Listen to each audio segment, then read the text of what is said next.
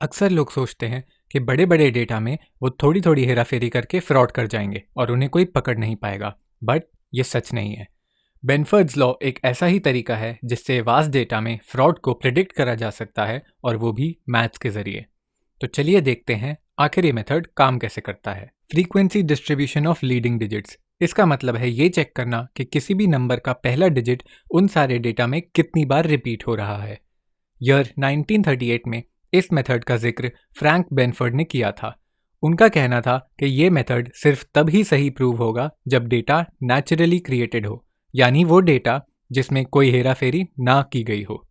अगर किसी डेटा पर यह लॉ गलत प्रूव होता है तो उस डेटा में फ्रॉड हो सकता है। बेनफर्ड लॉ के हिसाब से अगर कोई डेटा सही है तो उसके नंबर्स के लीडिंग डिजिट्स का ग्राफ कुछ इस तरह का बनना चाहिए, जहां पे पहले डिजिट के 1 होने के चांसेस ज़्यादा होंगे और नीचे जाते हुए 9 होने के चांसेस सबसे कम।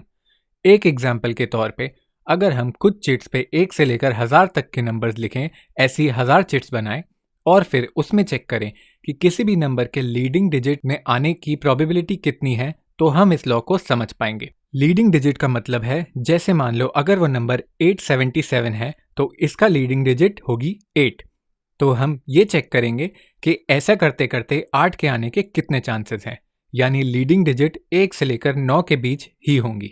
बेसिक मैथ्स के हिसाब से अगर हम कोई चिट उठाएं तो उसमें लीडिंग डिजिट 1 के होने के चांसेस होंगे 1/9, वैसे ही 2 के होने के भी 1/9 और 3 के होने के भी 1/9, यानी हर नंबर के आने के चांसेस बैठेंगे बराबर 11%।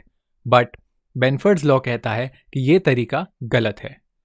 इसके हिसाब से परसेंटेज कुछ इस तरह की होनी चाहिए, जहां 1 के आने के चांसेस सबसे ज़्यादा और 9 के आने के चांसेस सबसे कम हो। ये सारी परसेंटेजेस एक मैथमेटिकल फॉर्मूला पर बेस्ड हैं, जिसके बारे में बात हम अगली किसी वीडियो में करेंगे। पर यह याद रखना ज़रूरी है कि ये डेटा नेचुरली बने नंबर्स का होना चाहिए, तब ही इस तरह की परसेंटेजेस आएंगी। अगर वो हेरा फेरी वाला डेटा हुआ तो परसेंटेज अलग सी आएंगी। अब तक जो हमने सीखा, इसका एग्जाम्पल लेने के लिए मैंने वर्ल्ड की सभी कंट्रीज की पॉपुलेशन के डेटा को उठाया और उसे एक्सेल में अरेंज किया।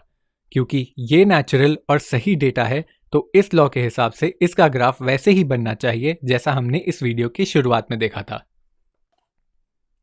इन पॉपुलेशन की फर्स्ट डिजिट पिक करने के लिए मैंने एक्सेल में लेफ्ट का फॉर्मूला लगाया और सब आंसर्स को पेस्ट स्पेशल कर दिया।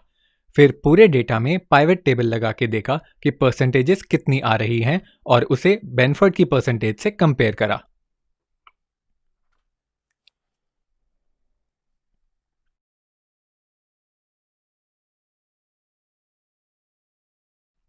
ये देखिए, ये है एक्चुअल डेटा की परसेंटेज और उसके साथ है बेनफर्ड्स लॉ की परसेंटेज। इनका ग्राफ बनाने पे पता चला कि ग्राफ का पैटर्न बिल्कुल वैसा बना जैसा बेनफर्ड लॉ में बताया गया है, यानी 1 के आने के चांसेस ज़्यादा और 9 के आने के चांसेस कम। इसका मतलब कि ये डेटा सही है और इसमें फ्रॉड के चांसेस कम हैं। ये था बेसिक्स ऑफ बेनफर्ड्स लॉ, जिसके जरिए हम फ्रॉड को प्रिडिक्ट कर सकते हैं मैथमेटिकल कैलकुलेशंस यूज करके। अगर आपको ये वीडियो इन्फॉर्मेटिव लगी हो तो लाइक का बटन दबाना ना भूलें। Thank you for watching. अब मैं आपसे मिलूंगा अगले वीडियो में एक अगले केस के साथ।